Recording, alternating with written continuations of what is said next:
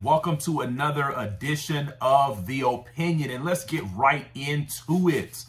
Let's talk about USC Trojans and Lincoln Riley, and essentially what I believe their outlook is for the first year. And I'm going to lay out some reasons. I'm going to give you some evidence and some things to kind of prove why my prediction is going to fall more closer to some of these other people, because I look on social media, I even look here on YouTube, and you've got these other people. Of course, they're USC fans. They've got their fight on glasses on, and they just can't really see the light. I mean, maybe those fight on glasses are blocking them from actually seeing the light. But you got some people talking about USC is going to win 10 games, 11 games, make the playoffs, win the conference. And I really don't see that. And the reason why is because Lincoln Riley is an external hire of USC, and this is his first year. But more importantly than that, you have to go back to last year, because USC won 4 games last year. Now, I'm not saying go back to last year and say that this team is going to be like last year's team. I think this team is going to be much improved from last year's team. But essentially, you have to start there. And especially with Lincoln Riley being an external hire, this being his first year, you have to start there and say, okay, how many wins over last year can Lincoln Riley get? And I think it's safe to say that USC's record's probably going to be about 8-4. Now, if they fall below that, I think that's a little bit below expectations for the first year. But hey, even if they went 7-5, that's 3 more wins than they got last year. But hey, 8-4, that's basically a 100% increase from where they were last year. So if USC goes 8-4, that to me, that's pretty good for Lincoln Riley's first year. But a lot of people think I'm crazy. But I actually went and dug up some numbers, and I know you guys don't know these numbers until I actually lay them out to you as well. Now you have to kind of think. Remember what I said. Lincoln Riley, he's an external hire. This is his first year. He's coming in there to change the culture. Now, yes, he did have the transfer portal that some of these other guys that I'm going to mention here later did not have when I lay out some records of some guys in their first years at the respective programs that they coached at and everything as well. Now, like I said, Lincoln Riley has the transfer portal, and that's the reason why I'm giving him 8 wins rather than 6 or 7, because he has the transfer portal as well. But let me go over these numbers, because I think when I lay these numbers out to you, it's going to make much more sense as to why Lincoln Riley, with the addition of the transfer portal, wins 8 games. So the first number I have is 7. Second number I have is 7. The third number I have is 7. And the fourth number I have is the number 9. Now, I know you guys don't know what any of these numbers mean. So let me put a little bit of context to these numbers.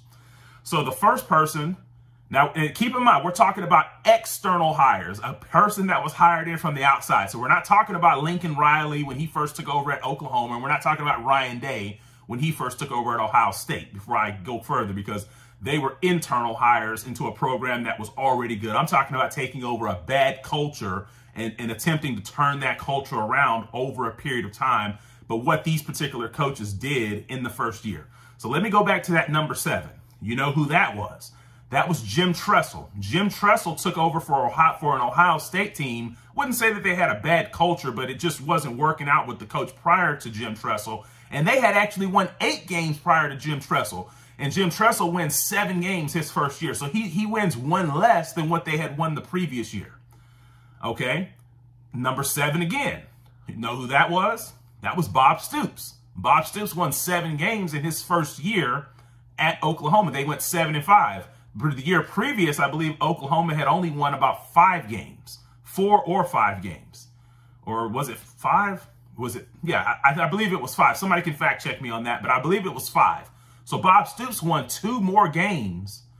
Bob Stoops essentially won 2 more games than John Blake in his first year. Okay? The number 9, you know who that was? That was Urban Meyer at Florida. Ron Zook, the year previous, had won 8 games. So Florida, out of all these teams, was probably the most talented team from top to bottom. And Urban Meyer wins 9 games. So he wins 1 more game than what Ron Zook had won the previous year in his first year. And then the number 7 again.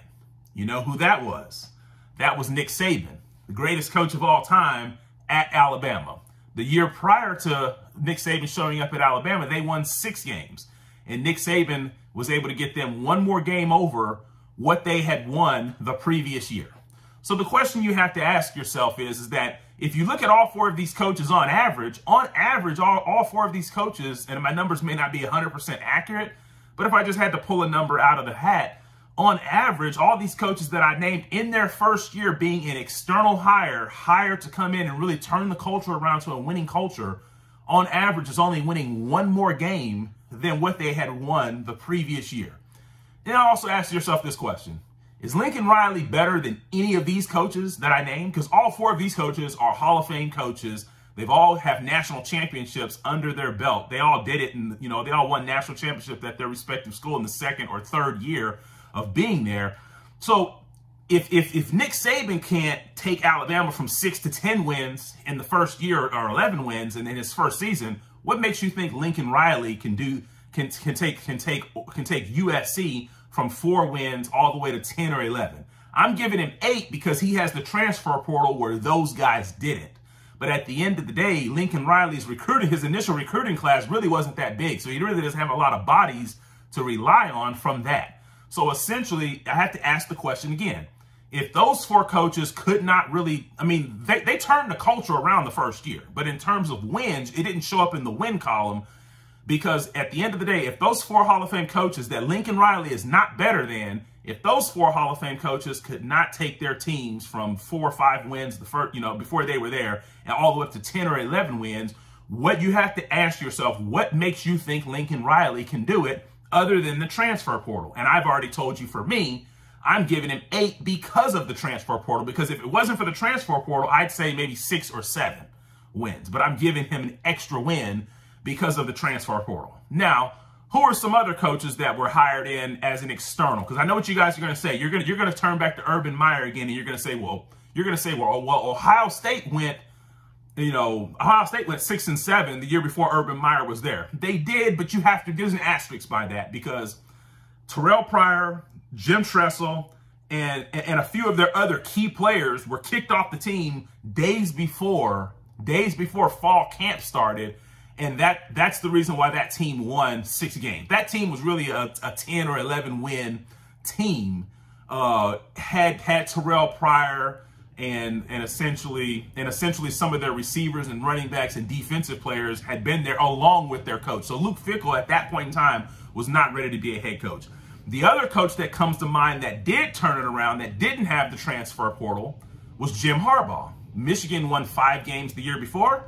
His first year, Jim Harbaugh wins 10 games. But you have to ask yourself, is Lincoln Riley a better head coach than Jim Harbaugh? I don't think so. So at the end of the day, Jim Harbaugh is your only example that I can think of. You guys feel free to put in the comments an external hire at a major program that came into a bad situation of a team that maybe won 4 or 5 games and won 9 or 10 games, or maybe not even 9 or 10 games, that won 5 or 6 more games the first year than they did the previous year as well. So like I said, I gave you the example of the 4 coaches. Lincoln Riley is not better than any of these coaches. If none of these coaches could do it, what makes you think Lincoln Riley is going to be able to go in there and really just turn the culture around in the first year? Because a lot of you USC fans, what you're thinking USC is basically just another carbon copy of Oklahoma.